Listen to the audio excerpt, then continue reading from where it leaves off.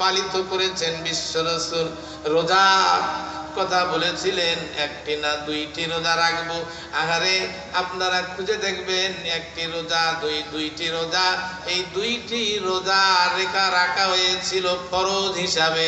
যখন রমজান মাসে রোজা ফরজ হয়ে যায় তখন ওই দুইটি রোজা নফলে পরিণত হয়ে যায়। আহারে তাহলে ইমাম হুসাইন রাদিয়াল্লাহু আনহু ও দুনিয়ার জমিনে শহীদ হওয়ার আগে ওই কারবালার ঘটনার 50 বছর পূর্বে, তারও পূর্ব থেকে আসুরা এসেছে। জোরে বলি সুবহানাল্লাহ। এবার সংক্ষিপ্তভাবে বর্ণনা করি গো, আমার সময় যেহেতু কম। ইমাম হুসাইনকে কেন্দ্র করে আমরা যে সমস্ত অনুষ্ঠানগুলো আমরা করি, গতকালকে দেখলাম আগারে কি শরীয়ত বিরোধী কার্যক্রমগুলো বাংলার জমিনে করে যাচ্ছে রে। আগারে নিজেকে আর্তনাদ করতে করতে, নিজের শরীরটিকে আঘাত করতে করতে, হাই হোসেন হাই হোসেন বলতে বলতে নিজের শরীর থেকে রক্ত বাহির করতেছে, রক্ত ঝরঝর করে পড়তেছে। এটা বা কোন ভালোবাসা? এলা হুসাইনের নামে ভণ্ডামি ছাড়া আর কিছু না। অনেক জায়গায় আগে শুনেছিলাম লাঠি খেলা, এটাও ভণ্ডামি ছিল। আহারে তাজি না কি বলে, আমি নিজেই আমি দেখেছি ওই পাতলাতে যখন মেলা লাগতো, বিশাল বড় মেলা, এই মেলাতে তাজিয়া বানাতো।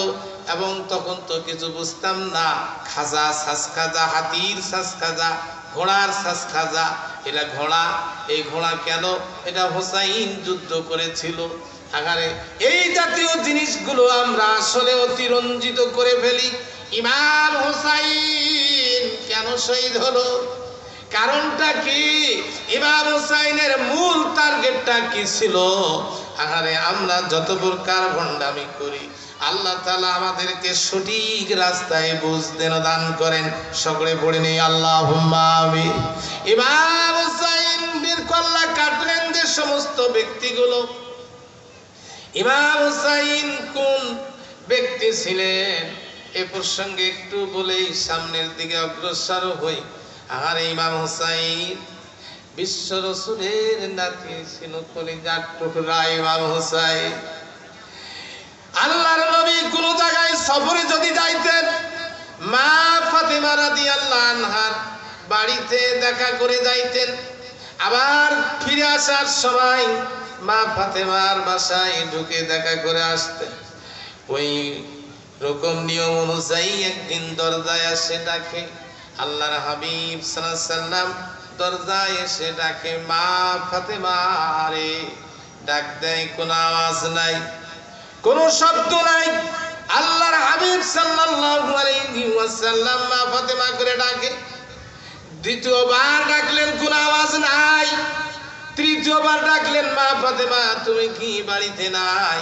মা ফাতেমা জবাব দিলেন, আব্বা গো, আপনার প্রথম ডাক পর্যন্ত আমি শুনেছি, কিন্তু দরজা খুলে দিতে পারি না একটি কারণে। আল্লাহ রাসূল বললেন, মা রে, তোমাক না দেখা পর্যন্ত আমি বাড়ি যাব না। ফাতেমা রে, দরজা খুলে দাও। দরজা খুলে দিলেন। দেখেন মা ফাতেমার চেহারা মোবারক যেন বসে গিয়েছে, চোখ দিয়ে যেন পানি পড়ে। আল্লাহ রাসূল কিছুই বুঝতে পারলেন না। মা ফাতেমাকে ডাক দিয়ে বললেন, ফাতেমা গো, তোমার কি হয়েছে বলো গো। ও ফাতেমা, হাসান আর হুসাইন কোথায়? যখন বলেছেন হাসান আর হুসাইন কোথায়, আহারে মা ফাতেমার চোখ দিয়ে পানি পড়ে।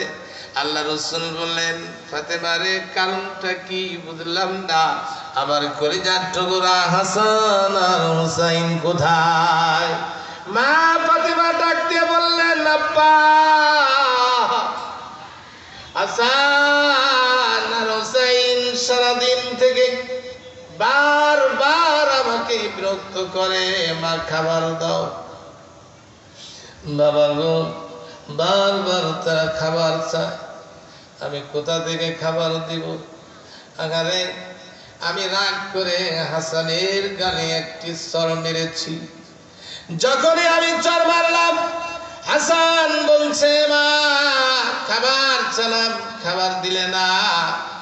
আমার গালে থাপ্পড় মারলে আমি আর বাড়িতে থাকবো না।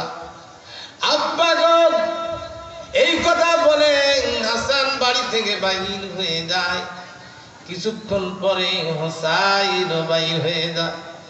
এখন পর্যন্ত আর বাড়িতে আসে না।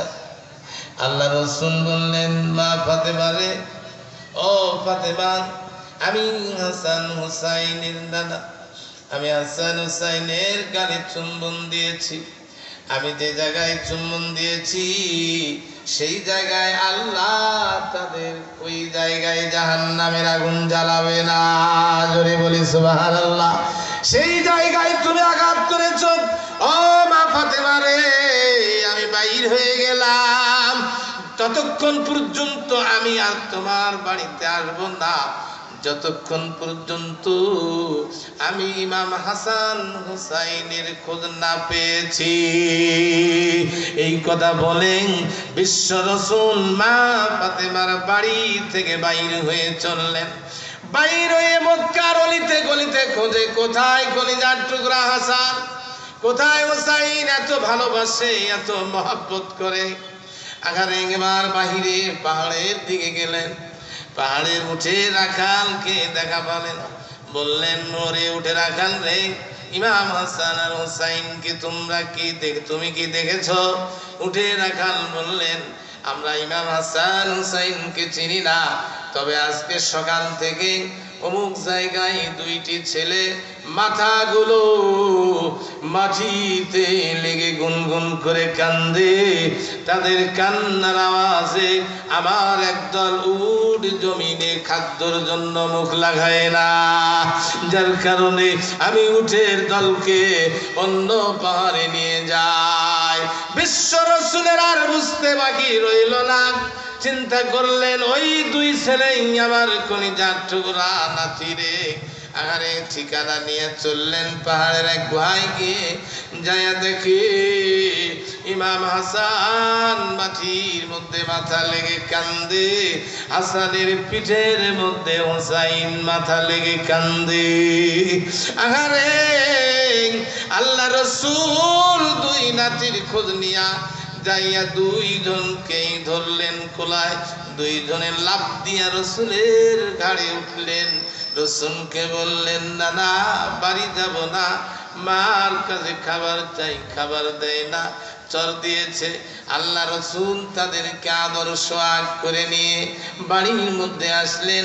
এত মহব্বত, এত ভালোবাসতেন রাসূল। মা আয়েশা রাদিয়াল্লাহু আনহা বর্ণনা করেন, আল্লাহ রাসূল সাল্লাল্লাহু আলাইহি ওয়াসাল্লাম রাতের আধারে তার এক স্ত্রী হযরতে ওমর রাদিয়াল্লাহু আনহুর মেয়ে, নাম ছিল তার হাফসা রাদিয়াল্লাহু। আল্লাহ রাসূল এবং ওমরের মেয়ে, আল্লাহ রাসূলের স্ত্রী, আল্লাহ রাসূল এবং তার স্ত্রী দুইজন রাতের আধারে বাইর হয়েছেন। আকাশের দিকে হাফসা রাদিয়াল্লাহু আনহা তাকায়া তারকার দিকে লক্ষ্য করে। আগারে আমি বুঝাতে চাচ্ছি, ইমাম হুসাইন কোন মাল ছিল, কোন জিনিস ছিল, ইমাম হুসাইন কে ছিল রে। আগারে এবার হাফসা রাসূলের স্ত্রী, ওমরের মেয়ে, আল্লাহ রাসূলকে বলছেন, ইয়া রাসূলুল্লাহ, ইয়া হাবিবাল্লাহ, ওই যে আকাশে তারকাগুলো দেখা যায়, এই তারকাগুলো গণে শেষ করা যাবে না। এত তারকা, তারকাগুলো গনে গনে শেষ করা যাবে না। ইয়া রাসূলুল্লাহ, আপনার কাছে আমার একটি প্রশ্ন। সেই প্রশ্নটি হলো, এই যেমন তারকা গনে শেষ করা যাবে না, এরকম আমলনামায় সব গুণে শেষ করা যাবে না, এরকম কোন ব্যক্তি দুনিয়ার জমিনে আছে না নাই? আল্লাহর নবী বললেন, হে ওমরের মেয়ে হাফসা রে, অবশ্যই আছে। হাফসা বললেন, তাহলে ওই ব্যক্তিটি, কামেল ব্যক্তিটি কে? আল্লাহ রাসূল বললেন, হাফসা রে, ওই ব্যক্তিটি হলো তোমার বাবা ওমর। জোরে বলি সুবহানাল্লাহ। তোমার বাবা ওমর। আরে এবার এই কথায় ওই দিনেই স্থগিত। পরের দিন ওমর বাড়িতে এসেছেন। ওমরের মেয়ে হাফসা রাদিয়াল্লাহু আনহা তার বাবাকে ডাকে, খুশি হয়ে ডাকে জিজ্ঞেস করলেন, বাবা গো, গতকালকে আমি রসুলের সঙ্গে বাইর হয়ে তারকার দিকে লক্ষ্য করে বলেছিলাম, তারকা গোনা যেমন শেষ করা যায় না, তার এইরকম নেকি আলা ব্যক্তি কোন ব্যক্তি দুনিয়ায় আছে কিনা। বাবা গো, আল্লাহ রসুল তোমার কথা বলেছে, জোরে বলি সুবহানাল্লাহ। এত নেকি তুমি করেছো, তোমার মতন নেকি ইনকাম দুনিয়ার জগতে আর কেউ করে নাই। আগারে ওমর বললেন, মেয়েকে বললেন, মারে না না না, আবু বকর নবী যিনি আছেন আপনার যে কত নেকি তুমি কি জানো? আরে আমি আবু বকরের কাছে একদিন প্রশ্ন করেছিলাম, এ আবু বকর, তুমি যেই দিন আল্লাহ রসুলকে সঙ্গে নিয়ে হিজরতে গিয়েছিলে, রসুল সাল্লাল্লাহু আলাইহি সাল্লামের সঙ্গে যেদিন রাত্রে হিজরতে গিয়েছিলে, যে রাত্রে তোমাকে গর্তর মধ্যে সাপ দংশন করেছিল, যে রাত্রে একটি ডাকের সঙ্গে দরজা খুলে দিয়ে রসুলের কাছে গিয়েছিলে, আবু বকর রে, সেই রাতের ইবাদতের, সেই রাতের সবগুলো তুমি আমাকে কি দিবা? এবং আমি উমরের জিন্দিগির সবগুলো তোমাকে দিব, জোরে বলি সুবহানাল্লাহ। মাকে ডাক দিয়ে বললেন, তার মেয়েকে ডাক দিয়ে বললেন, উমর মেয়েকে বলছেন, মা, আমি আবু বকরের কাছে যখন বলেছিলাম একটি রাতের তোমার সবগুলো আমাকে দাও, আর আমি উমরের জিন্দিগির সবগুলো তুমি নাও। ও মা হাফসা রে, আবু বকর আমার কথায় রাজি হয় নাই। অর্থাৎ আমি উমর যত সব বিশ্ব নবী বলেছেন তারকা যেমন গুণে শেষ করা যায় না, তার চেয়ে বেশি সব উমরের, আমি উমরের যত সব আমি ইনকাম করেছি। আরে বোঝা গেল আবু বকরের একটি রাতের সবের সমান হয় নাই, জোরে জোরে বলে সুবহানাল্লাহ। আবু বকরের এত সব একটি রাতের সব দিয়া উমরের জিন্দিগির সবের তুলনা হয় নাই। সেই আবু বকর ডাক দিয়ে বললেন, আমি আবু বকরের চেয়ে সব এবং মান সম্মান ইজ্জত কদর সবচেয়ে মর্যাদাশীল ব্যক্তি হচ্ছেন ইমাম হুসাইন, জোরে বলি সুবহানাল্লাহ। লিল্লাহি তাকবীর, আর জোরে লিল্লাহি তাকবীর।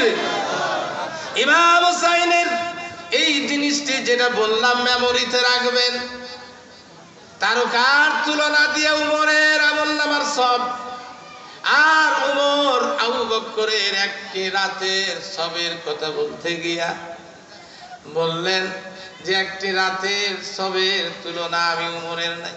আর সেই আবু বকর বলছেন, আমার সে হোসাইনের মর্যাদা সব আল্লাহ বেশি রেখে দিয়েছে, জোরে বলি সুবহানাল্লাহ। কারণ হচ্ছে আমি আবু বকর এমন একদিন ছিলাম, কালেমা গ্রহণ করার পূর্বে ছিলাম, অর্থাৎ আমি কালেমা গ্রহণ করে দিনে এসেছি, কিন্তু ইমাম হোসাইন কালেমা গ্রহণ করে মুসলমান হয় নাই। ইমাম হোসেন জন্ম থেকে ইসলামের মধ্যে আছে, জোরে বলি সুবহানাল্লাহ। আবু সাঈদ খুদরি রাদিয়াল্লাহু আনহু বর্ণনা করেছেন, জান্নাতের যুবকদের সর্দার ইমাম হাসান আর হুসাইন, এই ইমাম হাসান আর হুসাইন এত মর্যাদার ছিলেন। ইমাম হুসাইন রাদিয়াল্লাহু আনহু এত বড় মর্যাদার একজন ব্যক্তি, আল্লাহ রাসূল তাকে কত ভালোবাসতেন। আল্লাহর হাবিব সাল্লাল্লাহু আলাইহি সাল্লাম বললেন, আমাকে যারা কষ্ট দিবে আর যারা ইমাম হাসান হুসাইনকে কষ্ট দেয়, তারা যেন রাসূলকে কষ্ট দেয়। আগারে ইমাম হাসান হুসাইনকে এত ভালোবাসতেন, বিশ্ব নবী একদিন নামাজের মধ্যে আছেন, ইমাম হাসান হুসাইন পিঠের মধ্যে রাসূলকে ঘোড়া বানায়াছেন, ঘোড়া বানায়াছেন। আল্লাহ রাসূল সিজদা থেকে উঠতে পারে না, পিঠের উপর দুই ভাই চড়ে আছে, ঘোড়া বানায় আছে, আরামসে হাসতেছে আর পিঠের উপর চড়ে আছে। আগারে ওই মুহূর্তে রাসূলের উপর ওহী নাজিল হয়ে যায়। ওহী নাজিল হয়ে রাসূলকে জানায়া দিলেন ততক্ষণ পর্যন্ত সিজদা থেকে তুমি উঠবা না যতক্ষণ পর্যন্ত তোমার পেট থেকে ইমাম হাসান আর হুসাইন না নেমেছে। জোরে বলি সুবহানাল্লাহ। এই হুসাইনকে শহীদ করলো 10ই মুহররম কারবালা। কেমন মুনাফিকি আর কেমন বেঈমানি! আরে সেই মুনাফিকি বেঈমানির লোক আদৌ দেশের মধ্যে বিরাজমান। একটু আলোচনার সামনে গেলেই বুঝে আসবে রে বাবা কেমন মুনাফিকি ঢুকে আছে।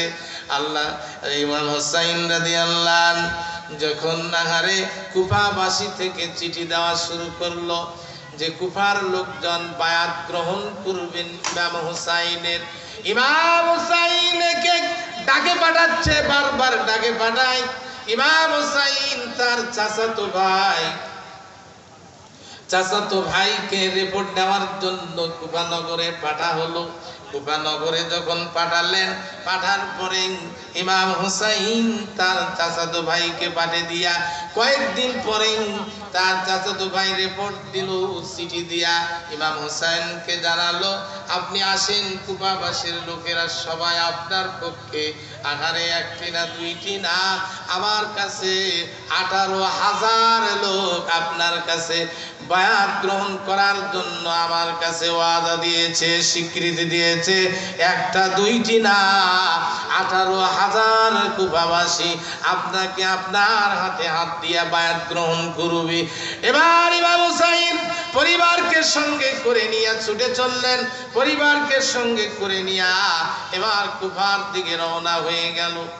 এই দিকে সংবাদটি ইয়েজিদের কানে চলে যায়।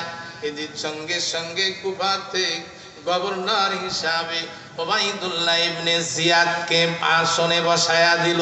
ওবাইদুল্লাহ ইবনে জিয়াদ এই কুফা নগরে গভর্নর হয়ে সর্বপ্রথম যে কাজটি করলেন সেই কাজটি হলো শাহরে ওই হুসাইনের চাচাতো ভাইটিকে দুনিয়া থেকে বিদায় করে দিল, শহীদ করে দিলেন। এবার শহীদ করে দিয়া হুসাইনের পক্ষে যারা ছিল, সমর্থনের জন্য যারা ছিল তাদেরকে ধমক দেওয়া, শাস্তি দেওয়া শুরু করলেন। আহারে এবার ওবাইদুল্লাহ ইবনে জিয়াদের নেতৃত্বে লোক পাঠাইয়া দিলেন হুসাইনকে রাস্তার মধ্যে আটকা। লিল্লাহি তাকবীর, লিল্লাহি তাকবীর। প্রধান বক্তার আগমন, প্রধান বক্তার আগমন। লিল্লাহি তাকবীর। আজকের মাহফিল, জোরে জোরে সকল আজকের মাহফিল লিল্লাহি তাকবীর। আল্লাহ দিয়েছেন আল কোরআন, মানুষের চলার সংবিধান। ঠিক না ভাই? জোরে বলেন ঠিক না ভাই? ঠিক। আরে এখনো কি ভয় আছে নাকি? এর আগে তো কিছুদিন আগে বলতে গেলে ওকে জিএমবি তারপরে কত প্রকার জিনিস দিয়ে হুমকি টুমকি দিয়ে আল্লাহু আকবার তাকবীরটি দেওয়ার কারণে তাকে বন্দি করে নিয়ে জেলখানা পর্যন্ত পৌঁছাইয়েছিল। কথা ঠিক না ভাই? ঠিক। তো এখন তো আর ওই ভয় নাই। লিল্লাহি তাকবীর। আল্লাহ দিয়েছেন আল কোরআন, মানুষ। প্রধান অতিথির আগমন, এই বাবা প্রধান অতিথির আগমন। হোসনাই মা পানিয়ান বন্ধ না খাও, বসে দাও। আলহামদুলিল্লাহ, আমি তো আলোচনার সময় চা খাই না। আল্লাহ দিলেন আল কোরআন, মানুষের চলার সংবিধান। মানে না কোরআনের বিধান যারা, মানে না কোরআনের বিধান যারা, দেশ থেকে তাড়াতাড়ি জলদি পালা, পালা পালা পালা, তুই জলদি পালা, তা না হলে তুই পড়বি ধরা, ঝুলবে গলায় তোর জুতার মালা। লিল্লাহি তাকবীর।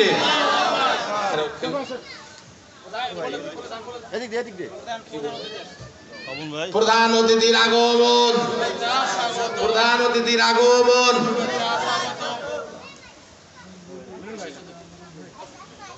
রুবেল ভাই আসছে, রুবেল ভাইয়ের আগমন। লিল্লাহি তাকবীর। আচ্ছা আমি শেষ করে দেই নাকি? রেজু ভাইয়ের আগমন, রেজু ভাইয়ের আগমন, হুমায়ুন ভাইয়ের আগমন, হুমায়ুন ভাইয়ের আগমন। আল্লাহ তাআলা যেন মাহফিলের জন্য এনাদের সকলকে, আমাদের সকলকে যেন আল্লাহ তাআলা কবুল করে নেন। সকলে পড়ে নেই আল্লাহুম্মা আমিন। আর জোরে সোরে পড়ে নেই আল্লাহুম্মা আমিন। আল্লাহ দিলেন আল কোরআন, মানুষের চলার সংবিধান, মানে না কোরআনের বিধান যারা, দেশ থেকে তাড়াতাড়ি জলদি পালা, পালা পালা পালা তুই জলদি পালা, তা না হলে তুই পড়বি ধরা, ঝুলবে গলায় তোর জুতার মালা। ঠিক না বা ঠিক? লিল্লাহে তাকবীর, লিল্লাহে তাকবীর।